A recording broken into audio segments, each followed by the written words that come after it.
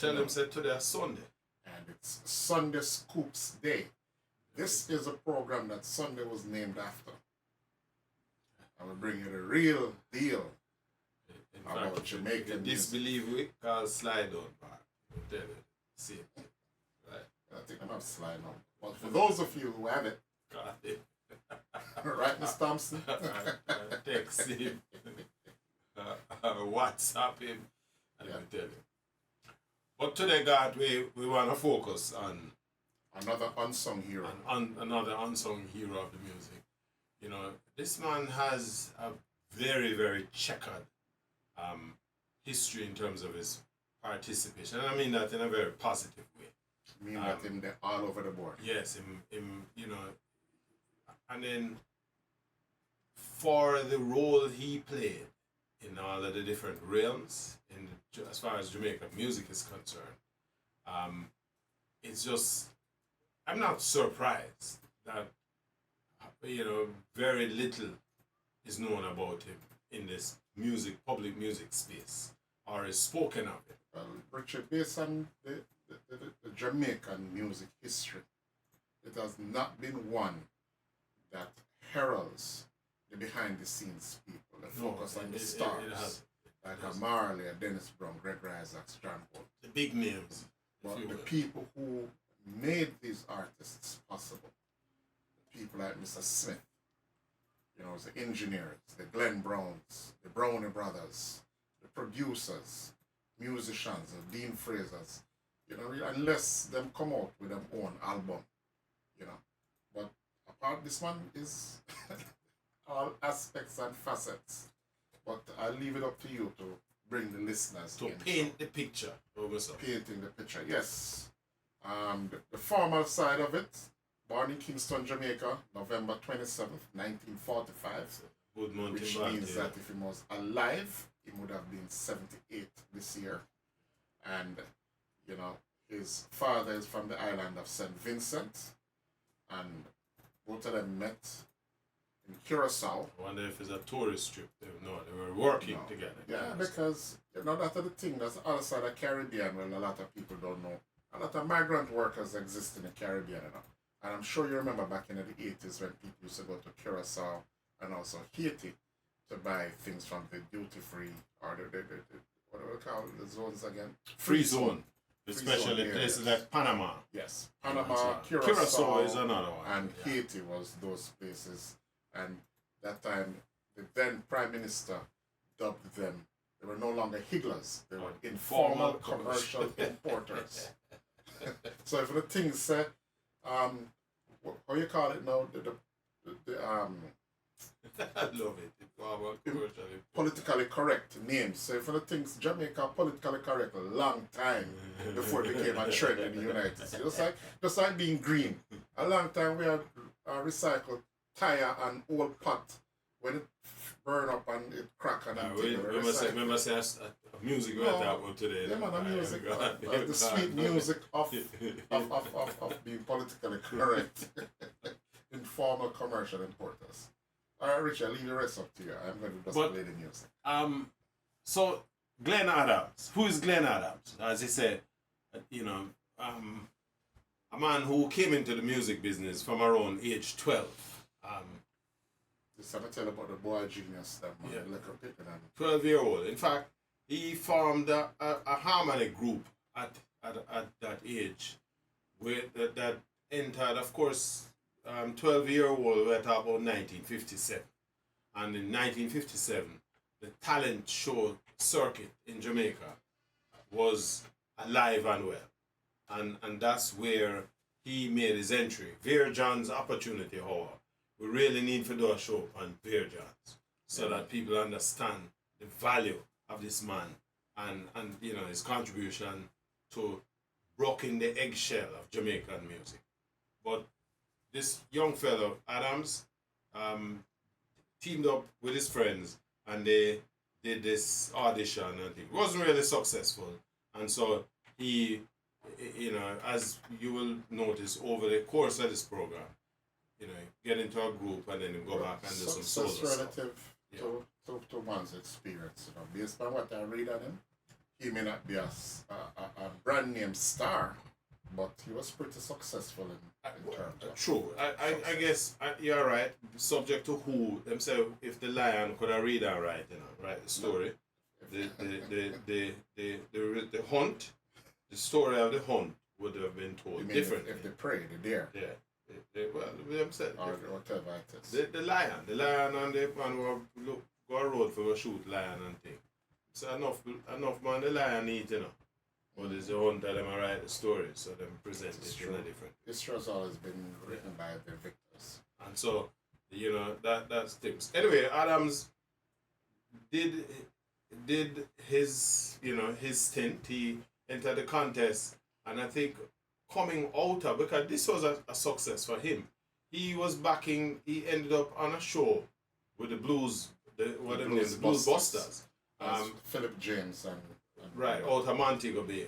Right. And basically as a 12, 13-year-old was opening for the Blues Busters in their cabaret shows in the Kingston Hotel circuit. And of course this was on weekend. His sister, who Yvonne Harrison, well, she now married to Roy Panther. This was his older sister. She had been in the music big time at the time, and he recorded a song that she wrote for him that was called Wonder Thirst. He did some work. Of course, I searched for that song. Yeah, remember sometimes it never jumped out of the gate. And of course, I think Coxon it was who erased the tape. Yeah, Coxon liked it. What he was, because Coxon actually had him on another talent contest that he was doing. I think this was at State Theatre, if I'm not mistaken, 1960. But this is where he broke through the gate. And Coxon basically decided to use it. Of course, they call him Wonder nickname for the song, Wonder Thirst. But in 1967, 1966, he entered the festival song contest with Ken Booth. And they did a duet called a duo called I Remember. Yes. And the song actually finished second, right? And we know who did win that year. Yes. Right? So this is where.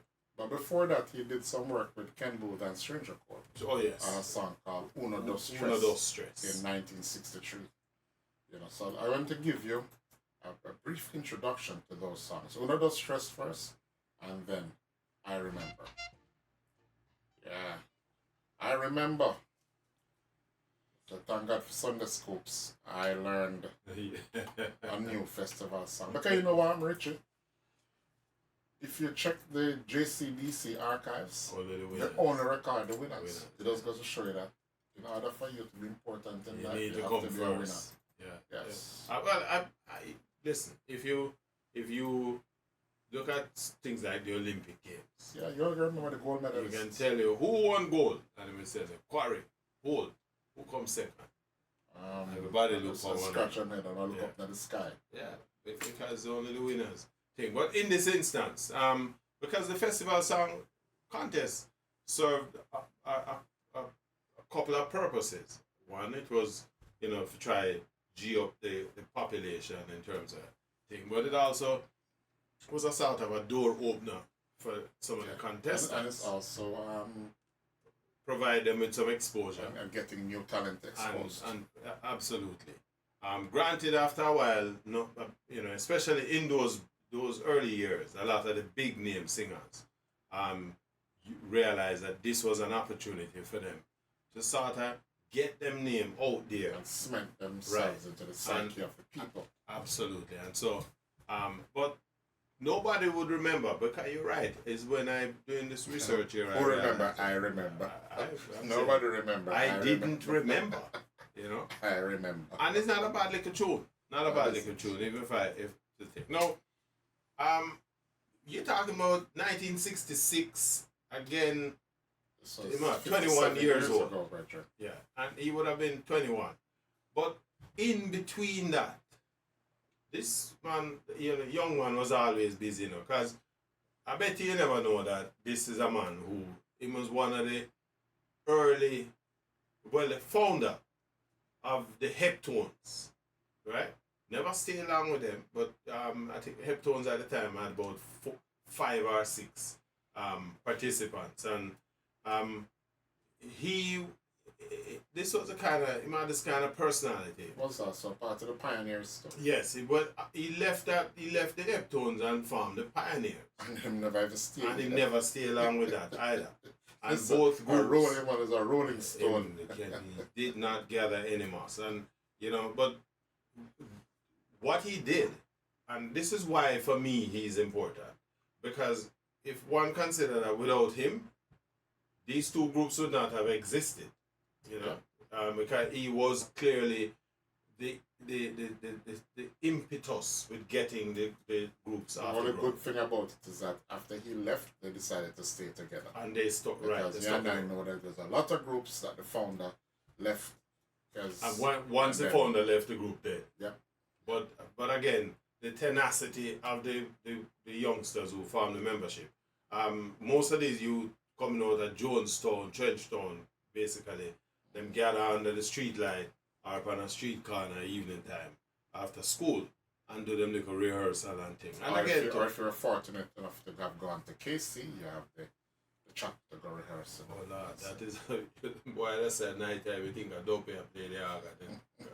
Then them in the chapel at 10 o'clock. More of the time police come down to KC because things are man broken in the place. But anyway. So this is the kind of environment that would have bred Glen Adams. He did a couple of songs with the Pioneers.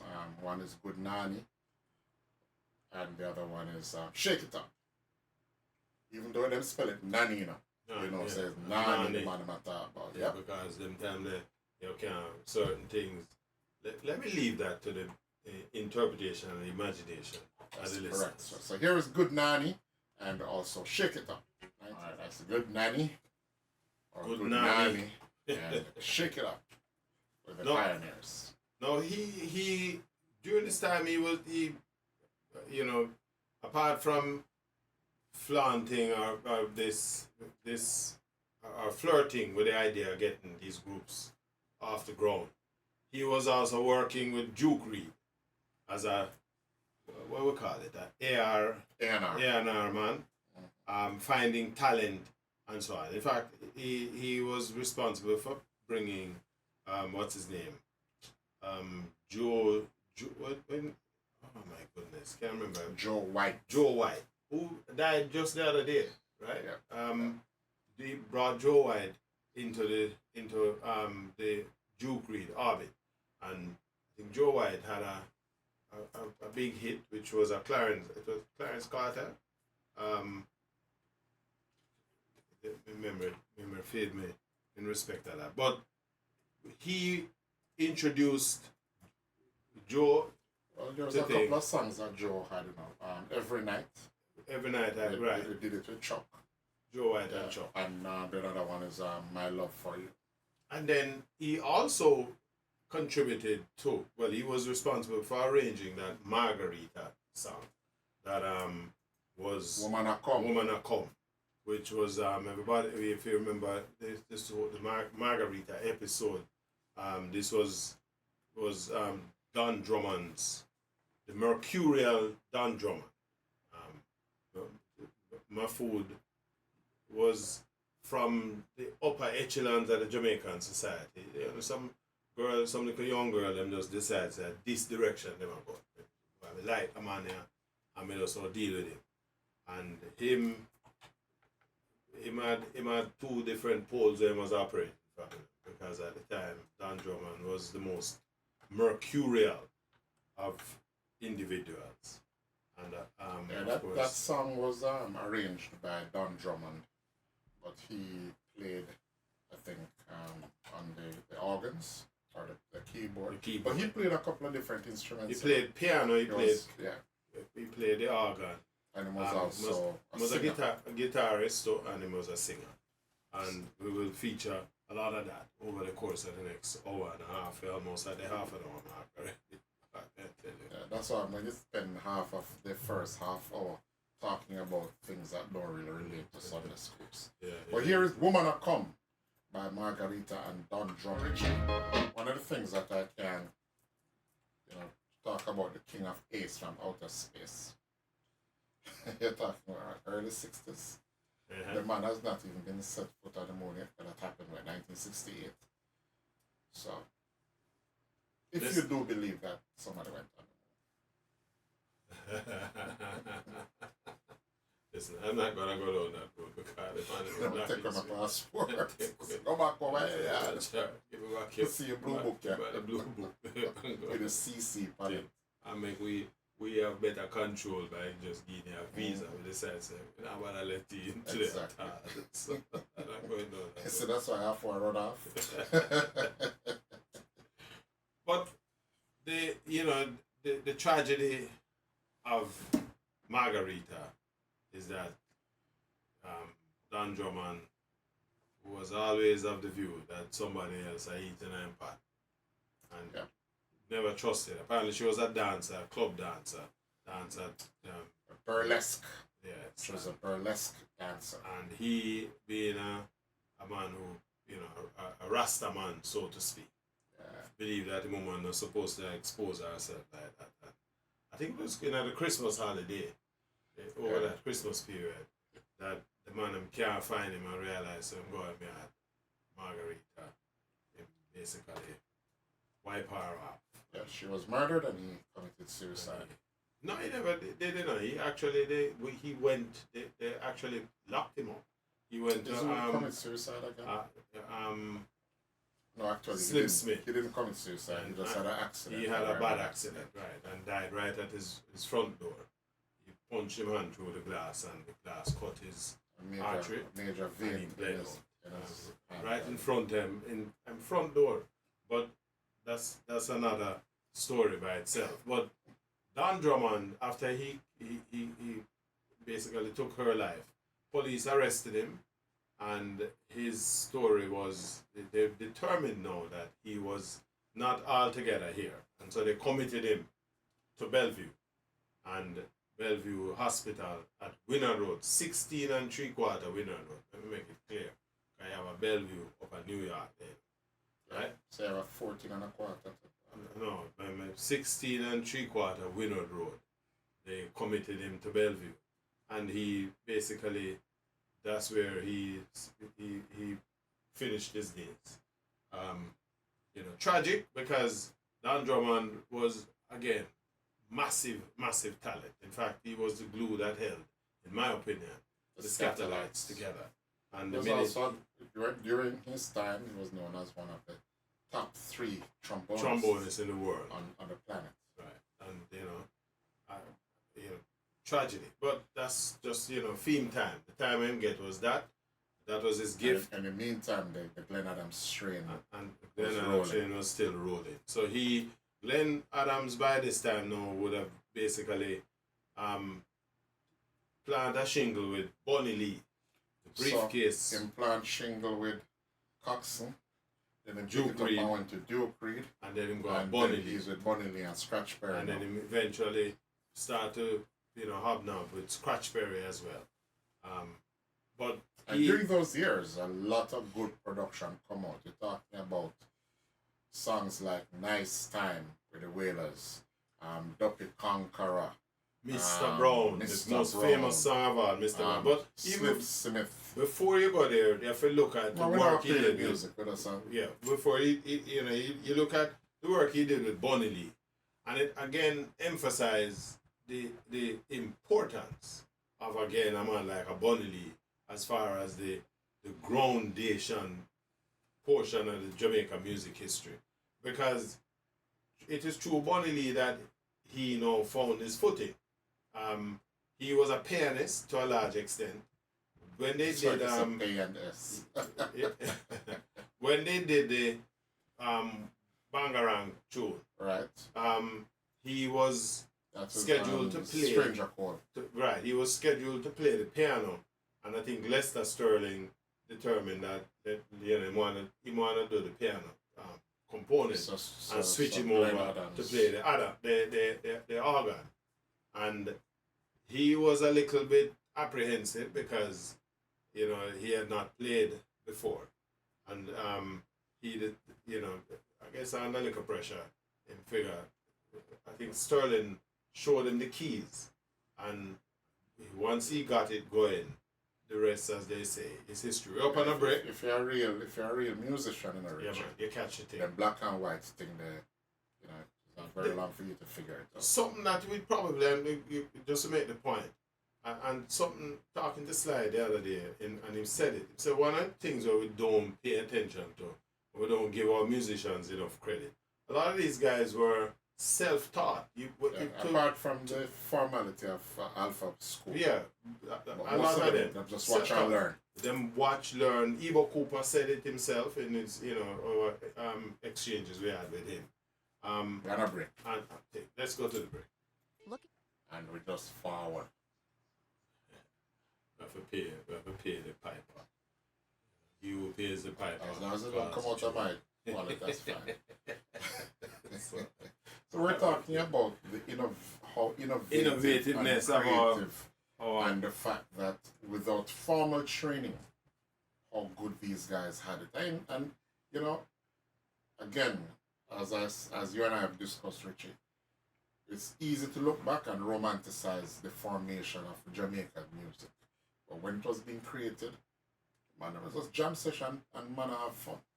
People were apart from the producers who was, benefiting, on the hard work of these musicians, and that's one of the reasons why it is so important to tell a story like a Glen Adams and a Mrs. Smith, people who were behind the scenes. Because without this program apart, you would not know, and we believe that every component of the music business of Jamaica is important. Every little gear, every cog in that wheel, we need to try as best as we can to try to highlight it. Now, Glen Adams, in terms of his sojourn with Bonnie Lee, and again, we did that show with Bonnie recently. This underscores the importance of a Bonnie Lee, because here he gave Glen a lot of latitude. But Glen was smart, Richard, because he had a quid pro quo relationship with Duke Reid. He worked with him through the time and all of that, right? But the fact is, with Bonnie Lee, he would have worked as a soloist. Yeah, but Bonnie Lee would have no student. As a backup man, yeah, well, that's true. Yeah, talk to that. So Duke Reid. So, but the fact is, Bonnie Lee had a connection. Right. And so if he is interested in building a career in music, and you don't have the money. And he was a man of influence. So if him look on Duke Reid or any one of them and say, get the man. This man I work with me. 3 hours of studio time for this. So go happen. And him can just do a session with them guys. There you go. And plus him in the studio with them, a waiting turn. He's a musician. So if you need an extra like keyboard a Sterling or a Winston Wright, don't turn up. There you go. And in fact, that is in fact how he made his major break, because while working with Bonnie Lee, they were doing a recording session. Would have been October 1968, according to the scribes, and several musicians that were contracted never turn up, and so Bonnie Lee, being the person he made, because that's another thing with Bonnie Lee, you know, make no grass grow on them foot. Theme position. He was also a Rolling Stone. Yeah, but theme position is that him book the studio. You're not there. Yeah.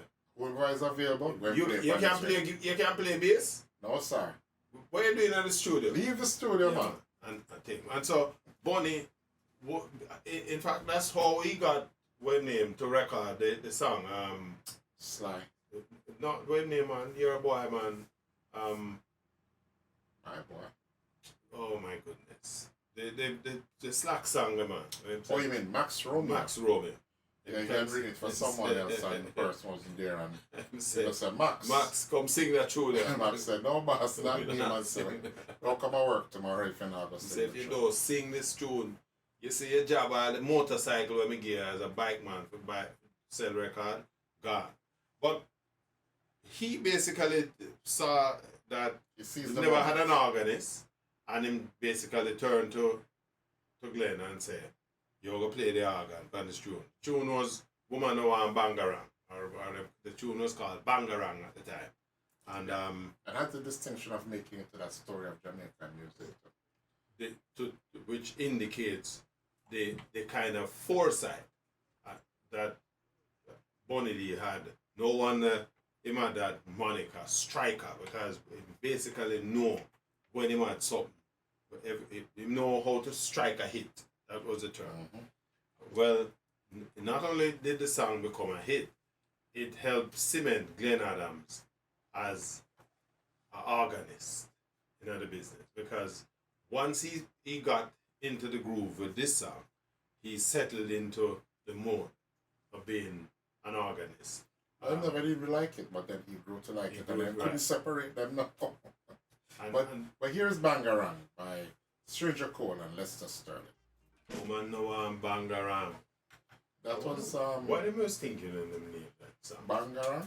I don't know. I mean, the original tune was from Kenny Graham's Afro-Cubists, a song named Bongo Chant from 1953. Well, what Bonnie Lee did with that this... That was the original melody. Yeah, what Bonnie Lee did with this tune, apart from the melody and his own investment in terms of recasting this for Bangarang thing, is that he used the rhythm. This was a period where a lot of these, well, him in particular, decided that, I take my money and buy studio time for just make one tune, right? So we have to look at how we can work the same rhythm, maximize the value of the rhythm and thing. But apart from that, Bonnie Lee had in his stable the likes of a Slim Simit, right? And Slim Simit was basically, you had a term where you refer to him in terms of his vocal, his own vocal level and his the man capacity. He was a tenor, but he was more of a very robust tenor. So it wasn't quite a falsetto, but his vocal stylings was in the same stylings as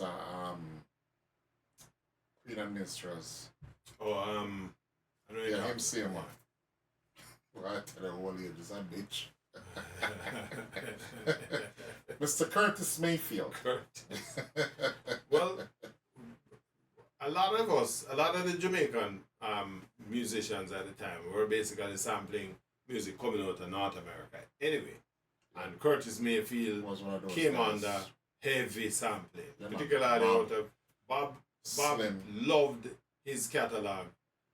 In fact, there was always this playoff between Bob Marley and Slim Smith in terms of the voice, and I wonder if people tone deaf to be willing to make that kind of comparison. Bob thought himself a better singer than Slim. Yeah, Bob took himself by everything. But according to Bonnie Lee, it couldn't compare. But when Slim Smith left the Techniques, Bonnie Lee found a winner, and he went in, and they produced quite a lot of songs.